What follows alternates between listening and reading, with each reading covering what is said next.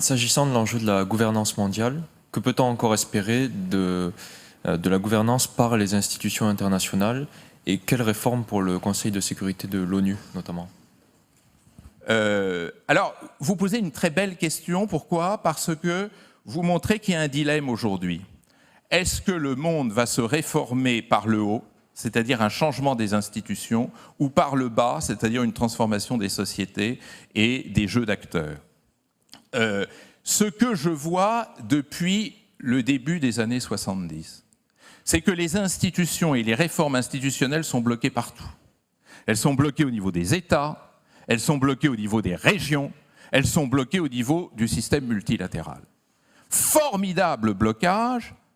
On avait cru à un moment que l'extinction de la bipolarité allait lever ce blocage. On pensait notamment que la disparition de la bipolarité permettrait une réforme en profondeur du multilatéralisme onusien.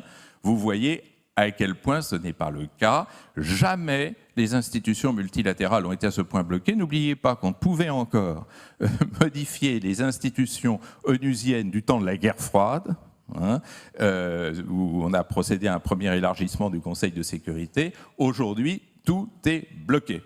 Donc, effectivement, je crois, et c'est la même chose au niveau de l'Europe. L'Europe vit à travers les femmes et les hommes qui la composent, qui la portent, à travers Erasmus, à travers les échanges régionaux, etc., etc.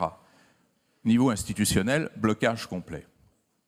Il y aurait beaucoup de choses à dire sur le pourquoi de ces blocages institutionnels, on n'a pas le temps.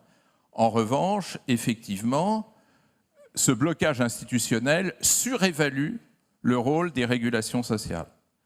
C'est-à-dire, est-ce que par le bas, on peut arriver à un certain nombre de transformations? Il ne faut pas complètement désespérer. Regardez l'Asie, et notamment l'Asie orientale. Elle est en train, peu à peu, de résoudre ses problèmes à partir de régulations par le bas. C'est-à-dire que finalement, si l'affaire de Taïwan n'a pas conduit à une explosion militaire entre la Chine continentale et l'île de Taïwan, c'est dû aux interactions et aux intégrations sociales qui se sont progressivement installées dans cette région. Si tous ces États n'ont pas recouru à la guerre, c'est dû à ces triangles de croissance que je vous montrais, rappelez-vous, en début de cours, à propos de la dynamique asiatique. Pour des raisons cyniques. C'est-à-dire que souvent, ces progrès humains dans l'intégration par le bas correspondent à des utilités commerciales, économiques, technologiques. Si nous échappons à une rivalité sino-américaine de la nature de ce qu'était la rivalité américano-soviétique, c'est parce que les intérêts économiques chinois et américains sont de plus en plus interdépendants. Donc ce n'est pas de la philanthropie qu'il y a derrière ces dynamiques sociales, c'est une autre lecture de l'utilité sociale et qui, globalement, et c'est en ça que les théoriciens de la paix positive n'avaient pas totalement tort, apporter quelques fruits et quelques vrais fruits. Maintenant, le grand problème que je me pose, c'est la pauvreté au milieu de tout ça. C'est-à-dire quels sont les ressorts d'intégration sociale là où règne la pauvreté. Et si les conflits de plus en plus se replient sur les zones de pauvreté, c'est peut-être justement parce que là, la pauvreté est impuissante à produire de l'intégration sociale.